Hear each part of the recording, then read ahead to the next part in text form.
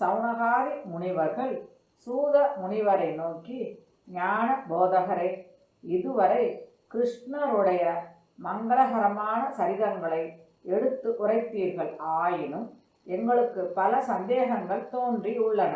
கிருஷ்ணரோ விஷ்ணுவின் அம்சம். அவர் காட்டுக்கு சென்று செய்வதற்கு அரிய சிவபூஜையை செய்தார் என்றும் பார்வதி தேவி அவருக்கு அருள் புரிந்தார் என்றும் சொன்னீர்களே. கிருஷ்ணருக்கு அப்படி என்ன குறை நேர்ந்தது? அதை நீக்கத்தக்கவர் சிவனார்தானா? அப்படியே இருந்தாலும் கிருஷ்ணர் தாசபாவத்தோடு அந்த சிவனாரை ஆராதனை செய்துதானா தன் குறையை நீக்கிக் கொள்ள வேண்டும் என்று கேட்டார்கள். அதற்கு சூதர், முனிவர்களே, நீங்கள் என்னை கேட்பதைப் போலவே எனது ஆசிரியராகிய வியாச மகரிஷியை ஜனமேஜய மன்னனும் கேட்டான். அதற்கு வியாசர் கூறிய விடைகளையும்